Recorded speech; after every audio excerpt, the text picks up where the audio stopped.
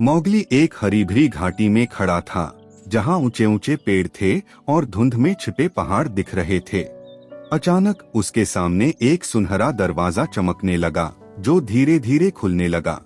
दरवाजे से बाहर एक अजीब लेकिन सुंदर अक्षर ई प्रकट हुआ, जिसके हाथ, पैर और एक मुस्कुराता हुआ चेहरा था। मौगली, क्या तुम तैयार हो? हम एक रोमांचक यात्रा पर जाने वाले हैं, ई ने उत्साह से कहा। मौगली और ई एरॉन के घोंसले के करीब खड़े थे, जो एक भव्य सुनहरी बाज थी।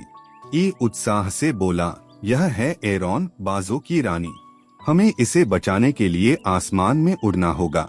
मौगली और ई जल्दी से एरॉन की पीठ पर बैठ गए और एरॉन ने अपने पंख जोर से फैला दिए। जैसे ही वह आसमान में ऊंचाई तक पहुंची, हवा तेज हो गई और मौगली को एहसास हुआ कि यह सफर आसान नहीं होगा। दूर काले बादलों के पीछे कोई खतरा उनका इंतजार कर रहा था। हमें होशियारी से काम लेना होगा, ई ने कहा। राक्षस ने अपना हाथ बढ़ाया, लेकिन एरोन ने तेजी से एक जबरदस्त गोता लगाया। मौगली मजबूती से बैठा रहा, जबकि ई ने जोश से कहा, हमें जादुई पंखों तक पहुंचना होगा।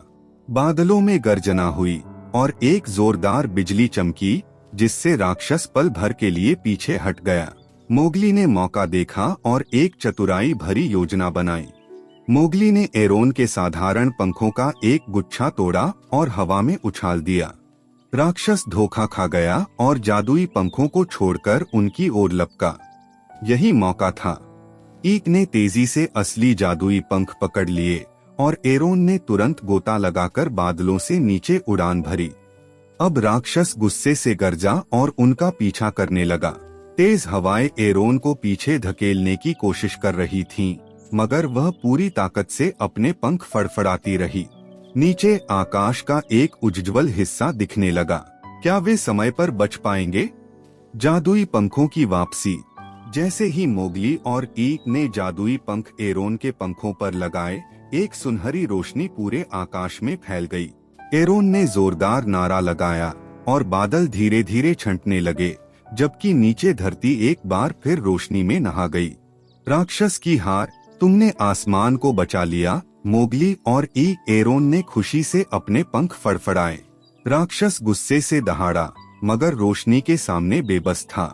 आखिरकार वह बादलों में गायब हो गया और आसमान हमेशा के लिए रोशन हो गया। नई परीक्षा की शुरुआत। जैसे ही मौगली नीचे उतरा, उसने जमीन पर कुछ चमकता हुआ देखा। यह एफ का ज्वालामुखी पत्थर था, लेकिन जैसे ही उसने उसे उठाया, जमीन कांपने लगी। क्या यह नई परीक्षा की शुरुआत थी?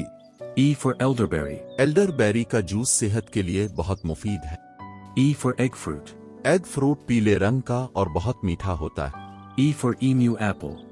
इनितवाक एक नायाब फल है जो बहुत मजेदार है। E for entuak. ईमो एप्पल दरख्तों पर उगता है और खट्टा होता है।